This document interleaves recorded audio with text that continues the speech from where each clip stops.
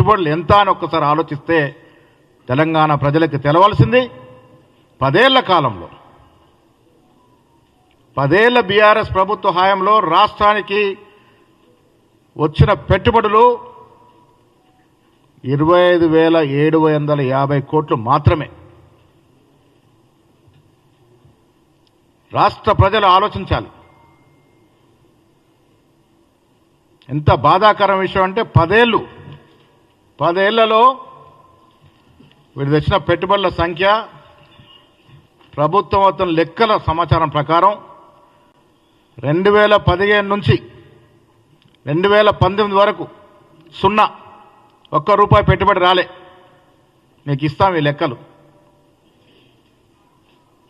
ఇంత గొప్పగా ప్రజాపాలన చేశామని చెప్పుకునే నాయకుడు ఆధ్వర్యంలో దాదాపు 5 ఏళ్లు ఈ రాష్ట్రానికి వచ్చిన విదేశీ పెట్టుబడులు 0 మాత్రమే. 2020లో 500 కోట్లు మాత్రమే. 2021 సునామీ మనకి కరోనా ఇదంతా ఉండింది కాబట్టి ఓకే. 2022లో వచ్చింది 4,250 కోట్లు మాత్రమే. 2023లో వచ్చింది 21,000 కోట్లు మాత్రమే. అన్నీ కలిపితే 25,750 కోట్లు మాత్రమే. ఘనమైన పాలన చేశామని చెప్పుకునే కేసీఆర్, కేటీఆర్, నేను ఇవాళ ప్రజల ద్వారా మీ ద్వారా మీకు సవాల్ విసురుతా ఉన్నాను. మీరు ఎక్కడికంటే అక్కడికి ఎప్పుడంటే అప్పుడు చర్చకు సిద్ధము. మీరు 5 ఏళ్ల తెచ్చిన విదేశీ పెట్టుబడులు 25,750 కోట్లయితే మేము కేవలం 2 ఏళ్లలో పోయిన సంవత్సరం 40,232 కోట్లు ఆల్రెడీ 18 సంవత్సరాలు గ్రౌండ్ అయినాయి. ఈ సంవత్సరం రికార్డు స్థాయిలో 1,78,950 కోట్లు వ్యత్యాసం ఒక్కసారి ప్రజలు గ్రహించుకోవాలి. దానికి కారణం ఈ రాష్ట్రాన్ని పాలిస్తున్న ముఖ్యమంత్రికి కానీ మంత్రివర్గానికి కానీ ఈ రాష్ట్ర ప్రభుత్వం రాష్ట్ర అభివృద్ధిపై ఒక ప్రత్యేక ప్రణాళిక, ఒక దూరదృష్టి, దానివల్లే వచ్చాయని చెప్పక తప్పదు. మిత్రుల సంతోషం ఏంటంటే దావోస్లో తెలంగాణ పెవిలియన్ వద్ద విపరీతమైన రద్దీ. పెట్టుబడి పెట్టడానికి వచ్చినటువంటి సంఖ్యలో ఆ పెవిలియన్ వద్ద ఉన్న అట్టహాసము, ఆ ఉత్సాహం చూస్తూ ఉంటే రాష్ట్ర ప్రజలకి కాదు యావత్ ప్రపంచంలో ఉన్నటువంటి మేటి సంస్థలకి కొత్తగా ఏర్పడిన రాష్ట్ర కాంగ్రెస్ ప్రభుత్వం మీద, తెలంగాణ రాష్ట్రం మీద నమ్మకం, పెట్టుబడులు పెడితే సఫలమవుతామన్నట్టు ఒక ఆశ. దాని కారణంగానే ముఖ్యంగా ప్రసిద్ధిగాంచిన IT, energy, solar, air space, మౌలిక సదుపాయాల కల్పన, ఫార్మా, హెల్త్ కేర్ రంగానికి చెందినటువంటి కంపెనీలు తెలంగాణకి పెట్టుబడులు పెట్టడానికి రావడాన్ని కాంగ్రెస్ పార్టీ స్వాగతిస్తూ ఉంది. తెలంగాణ రాష్ట్రం వైపు దావోస్కు వచ్చిన ఐటీ పెద్ద సంస్థలు చూస్తూ ఉన్నారు అంటే, పెట్టుబడులు పెడతా ఉన్నారంటే ఇది రానున్న రోజుల్లో తెలంగాణ రాష్ట్రంలో రియల్ ఎస్టేట్ కూడా భూమి వచ్చేటువంటి అవకాశాలు ఉన్నాయి. తెలంగాణలో ముఖ్యంగా హైదరాబాద్ ముఖ్యమంత్రి గారు దురదృష్టి తీసుకున్నటువంటి సంస్కరణలు కానీ, పెట్టుబడి విధానాలు కానీ, పెట్టుబడి వ్యవస్థను సరళీకృతం చేయడం, సింగిల్ విండోలో పర్మిషన్ రావడం, వారికి అవసరం మేరకు ప్రోత్సాహాలకు ఇవ్వడం, భూములు కానీ, కరెంటు కానీ, ఇతరత్ర సదుపాయాలని సకాలంలో కలగజేయడం వల్ల విదేశీ పెట్టుబడి సంస్థలకి నమ్మకం కుదిరింది. మీరు చూశారు, ఇంత పెద్ద ఎత్తున పెట్టుబడి తెలంగాణకి రాష్ట్రానికి వస్తుందంటే నేను మళ్ళీ చెప్తా ఉన్నాను, ఇది కాంగ్రెస్ పార్టీ తిరగాల్సిన ఒక చరిత్ర. కళ్ళుండి చూడలేని ప్రతిపక్షాలు ఒక్కసారి ఆత్మపరిశీలన చేసుకోవాలి. మీ పాలనలో ఏ రకంగా పాలన జరిగిందో ఒక్కసారి ఆత్మస్థుతి చేసుకోవాలి.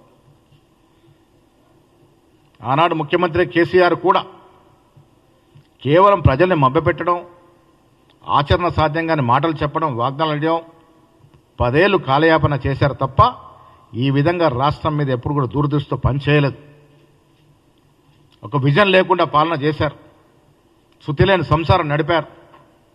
దాని కారణంగా ఇబ్బడి ముబ్బడిగా తిరిగి కట్టే పరిస్థితి లేనప్పటికీ కూడా ఒక సరైన వ్యూహం లేకుండా రాష్ట్రానికి అప్పులు తీసుకొచ్చినారు. స్తోమత లేని అప్పులు తీసుకురావడం వల్ల ఇవాళ కాంగ్రెస్ ప్రభుత్వం నెలకి 6,500 కోట్ల వడ్డీ ఇన్స్టాల్మెంట్ కడుతూ ఉంది. కేసీఆర్ యొక్క దూరదృష్టి లోపం వల్ల కట్టే పరిస్థితి లేకున్నా కార్పొరేషన్ల మీద, సొసైటీల మీద అప్పులు తేవడం వల్ల ఇవాళ రాష్ట్రానికి అధిక ఆర్థిక భారం పడుతున్నప్పటికీ కూడా ఒక విజన్, ఒక దూరదృష్టి, ఒక ప్రణాళిక కట్టడిగా చేయడం వల్లే దాదాపు 7 మాసాలు కృషి వల్లే ఇవాళ దావోస్లో మనకి పెట్టుబడుల వర్షం కురుస్తూ ఉంది. నేను ఇటు బీఆర్ఎస్ కానీ, బీజేపీ కానీ, ఇతరత్ర ప్రతిపక్షాలకి మీ దారో అయితో పలుకుతా ఉన్నాను. మంచి పనులు ఈ రాష్ట్రానికి వచ్చినప్పుడైనా కనీసం వర్షం ప్రకటించండి. అనునిత్యం రాజకీయాలు చేయడం మానండి. ప్రజాస్వామ్యం మీద విలువలుంటే ఈ రాష్ట్రంలో ముఖ్యమంత్రి కానీ, ఇతరత్ర మంత్రులు కానీ చేస్తున్నటువంటి అభివృద్ధి వల్ల ఇవాళ వచ్చినటువంటి పెట్టుబడుల పట్ల మీరు కూడా సంతోషం వ్యక్తం చేయాల్సిన పరిస్థితి. 1,78,000 పైచిలుకు కోట్ల పెట్టుబడి వచ్చిందంటే ఆషామాషి కాదు. నేను మీ ద్వారా కాంగ్రెస్ పార్టీ ఇవాళ పెట్టుబడులకి ఆద్యం పోసి కృషి చేసి పెట్టుబడి తీసుకొచ్చిన రాష్ట్ర ముఖ్యమంత్రి గారికి, ఐటీ శాఖ మంత్రి గారికి, అధికారులకి, దీనికి ఆమోదం తెలిపిన కేబినెట్ మంత్రులందరికీ కూడా అభినందన తెలియజేస్తూ ఉంది. అదేవిధంగా ఈ పెట్టుబడుల వల్ల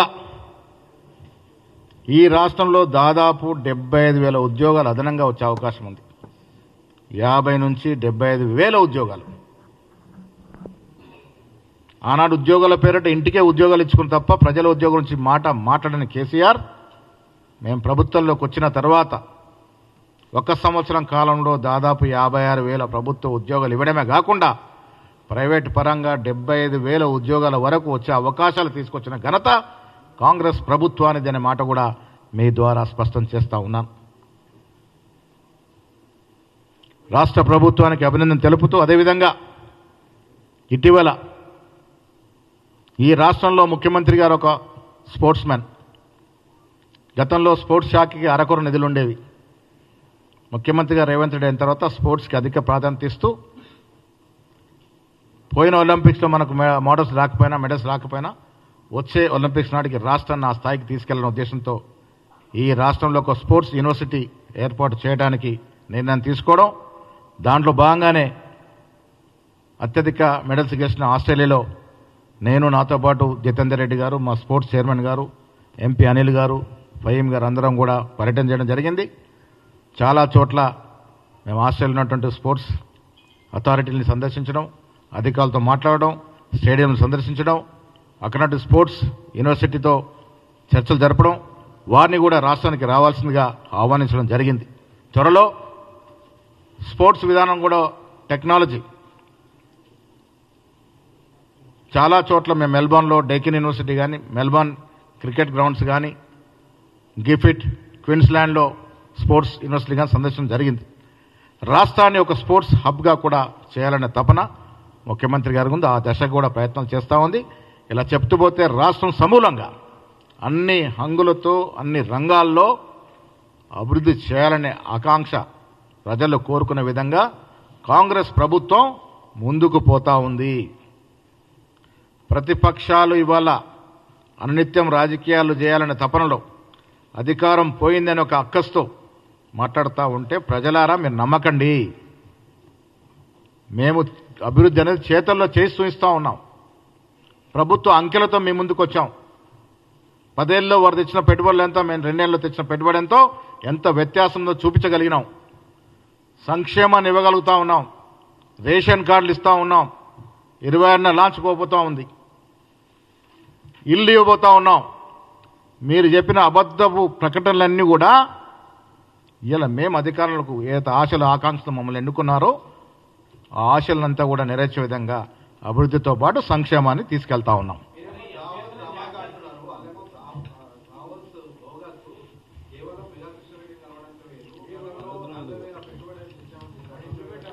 అంతా దానికి రాజకీయాలు ఉన్న ఒక వ్యక్తి 1,75,000 కోట్లు పెట్టుబడి రాష్ట్రానికి వస్తుంటే హర్షించాల్సిన స్థితిలో ఉండి ఇంత చౌకబారు విమర్శ మెగా కృష్ణారెడ్డి ఉన్న దాన్ని డైవర్ట్ చేసే ప్రయత్నం మీద చేస్తూ ఉన్నారో. పెట్టుబడులు కొన్ని వందల కంపెనీలు వస్తాయి, దాంట్లో మెగా కృష్ణారెడ్డి ఒకరు. దాన్ని ఏదో చూపించి దీన్ని డౌన్ చేసే ప్రయత్నం చేస్తుంది, తగదు అనే మాట చెప్తా ఉన్నాను. మీకేవి కూడా తప్పులు కావు. అంకెలతో సహా ఏ కంపెనీ ఎంత పెట్టుబడులు పెడుతుంది ఎంఓయూతో సహా మేము ముందుస్తూ ఉన్నాము. 100%. లాస్ట్ టైము నేనేమంటున్నాను, లాస్ట్ టైం ఏదైతే ఎంఓయూ చేసుకున్నామో 18లో 17 కంపెనీలు పనులు ప్రారంభించినాయి. ప్రతిపక్షాల కళ్ళుండి రాగలిగితే పోయి చూసి అక్కడి నుంచే మిమ్మల్ని కూడా పిలిచి మాట్లాడుకోగలరు. అన్నీ కూడా లాంచ్ అవుతూ ఉన్నాయి. ఎక్కడెక్కడ కూడా కేసీఆర్ లాగా కేటీఆర్ లాగా అబద్ధాలనే పరిస్థితి మాకు లేదు. అంకెలతో సహా ఎంఓయూలు సర్టిఫికెట్తో మేము ముందున్నాము. వాస్తవాలే మాట్లాడుతూ ఉన్నాము. ఇలా వాస్తవాలు రాష్ట్రం అభివృద్ధి జరుగుతుంది కాబట్టి మిమ్మల్ని మొత్తానికే ప్రజలు మర్చిపోతారని భయపడి చిన్న చౌకబారు విమర్శలు చేయడం అనేది తగదు.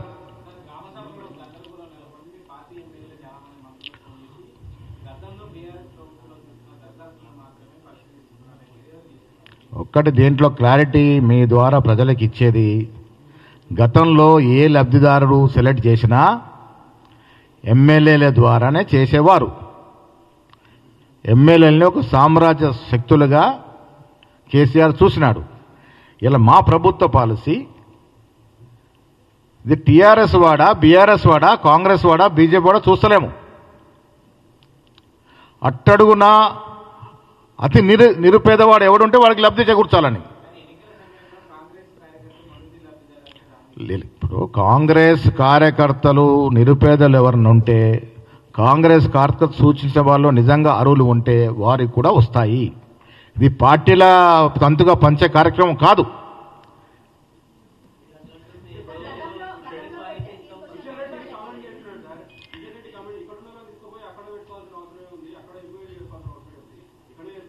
అదే వాళ్ళు ఇంటర్నేషనల్ స్థాయిలో ఎదిగినప్పుడు, ఇంటర్నేషనల్ స్థాయిలో దావోస్కి వచ్చినప్పుడు మన రాష్ట్రం వాడు అక్కడ దాకా వెళ్ళి ఇంటర్ స్థాయికి ఎదిగితే సంతోషమే కదా.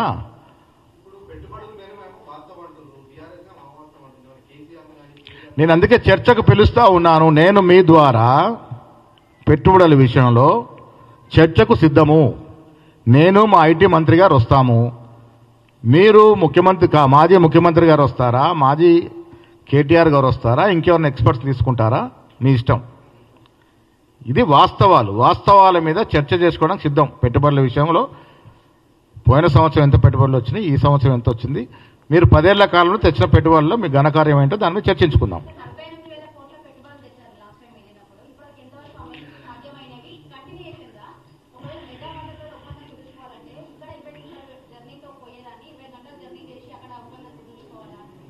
మెగా కృష్ణారెడ్డి గారు ఇంటర్నేషనల్ పరంగా వచ్చినప్పుడు, ఇప్పుడు ఇన్ఫోసిస్ ఉంది. ఇన్ఫోసిస్ పెద్ద సంస్థగా దావోస్కొచ్చి అమెరికా కూడా ఒప్పందం చేసుకుంటుంది. వాళ్ళు అమెరికాలో చేసుకోవచ్చు కదా అని ఊరుకోరు కదా. దావోస్ అనేది ఒక ప్రముఖ ప్లాట్ఫామ్, అది ఎకనామిక్ ప్లాట్ఫామ్. అక్కడ రకరకాల సంస్థలు వస్తాయి, విదేశీ సంస్థలు వస్తాయి, దేశ సంస్థలు వస్తాయి. ఒక రకంగా ప్లాట్ఫామ్లో చర్చలు జరుపుకుంటూ ఉంటాయి. మీరు పెద్దదాన్ని మర్చిపోయి, ఇంత పెద్ద పెట్టుబడులు తెరిస్తే హర్షించాల్సి మర్చిపోయి చిన్న విషయాన్ని తీసుకొని రాద్ధాంతం చేసి ఈ మైలేజ్ దెబ్బ కొట్టాలని ఈ రకమైనటువంటి నాటకాలు ప్రజలు నమ్మరు తెలంగాణలో. ఇది వాస్తవం కాదా? ఇవాళ ఎంఓయూలు వాస్తవం కాదా? 1,78,000 కోట్ల ఎంఓయూలు జరిగిన వాటా వాస్తవం కాదా? మీరు 5 ఏళ్ళు 2015 నుంచి 20 వరకు సున్నా తెచ్చింది వాస్తవం కాదా? సున్నా పెట్టుబడి తెచ్చారు. 2019లో మాత్రమే ఒక 250 కోట్లు తెచ్చారు. 2000 ఈ కోట్లు కరోనాతో పోయింది. తర్వాత 450 కోట్లు తెచ్చారు. ఒక సంవత్సరం 450 కోట్లు ఎక్కడ? ఒక సంవత్సరం 1,78,000 కోట్లు ఎక్కడ? మీకు మాకు వ్యత్యాసం ఉందా లేదా? అభివృద్ధి విషయంలో కాంగ్రెస్ పార్టీకి ముఖ్యమంత్రికి చిత్తశుద్ధి ఉంది. అందుకే ఈ కార్యక్రమం జరుగుతూ ఉంది.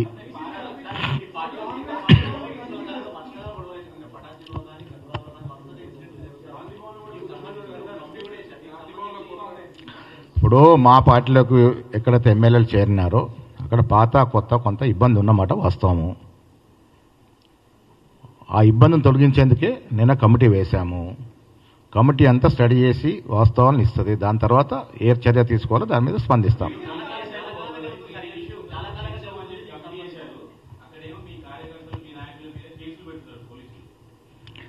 కేసులు అనేది చట్టము, లా అండ్ ఆర్డరు.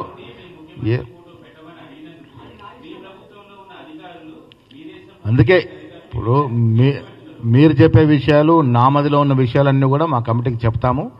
వారు 2-3 రోజుల్లో మొత్తం పర్యటన చేసి వాస్తవాలు తీసుకొస్తారు. మీ విషయం కూడా కమిటీకి చెప్తాం. కేసులు ఎవరైనా పెట్టారు, ఎట్లా పెట్టారు, అవి కూడా పరిశీలించమని చెప్తాం.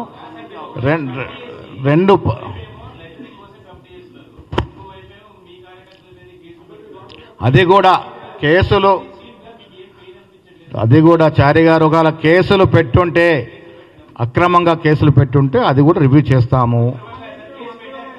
అదే ఆ కేసును కూడా రివ్యూ చేస్తాము. అందుకే ఆ కేసు కూడా రివ్యూ చేస్తాము. మీకు 3-4 రోజుల్లో పరిష్కారం దొరుకుతుంది.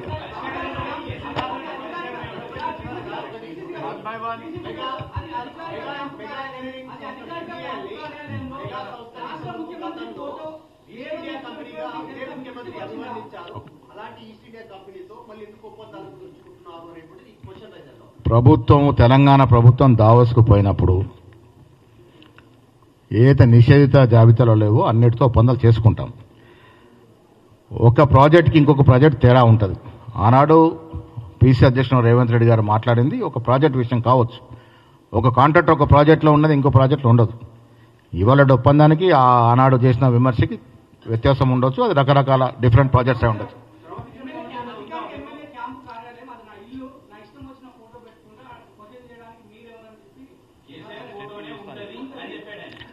దాని మీద కూడా తీవ్రంగా పరిగణిస్తున్నాము.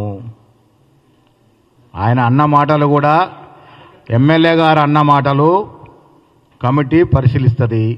ఎమ్మెల్యే కార్యాలయం మీద దాడి చేసిన పరిస్థితిని కూడా కమిటీ పరిశీలిస్తుంది. 3-4 రోజుల్లో దీని మీద పరిష్కారం దొరుకుతుంది.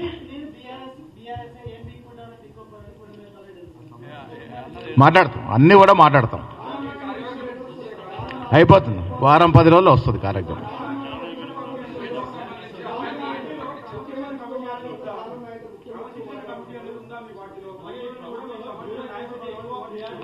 మా కమిటీకి 3వ కన్నుంది. అన్ని చూస్తూ ఉన్నాం, అన్ని పరిశీలిస్తూ ఉన్నాం.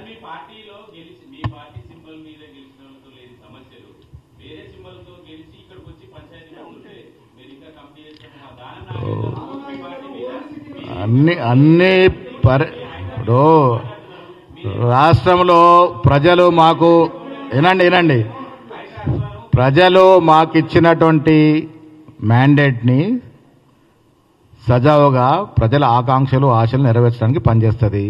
దానికి అవసరమైనటువంటి కొంత సంఖ్య ఎమ్మెల్యేలు వచ్చి చేరుతా ఉంటే చేర్చుకున్నాము. ఆ చోట సమస్యలు వస్తున్నమాట వాస్తవము. అన్నిటికన్నా ముందు సమస్యలు పీసీ అధ్యక్షుల వరకు వస్తూ ఉన్నాయి. వీటిని పరిశీలించే బాధ్యత కూడా నాదే. 3-4 రోజులు అన్నిటికీ పరిష్కారం దొరుకుతుంది. Thank you.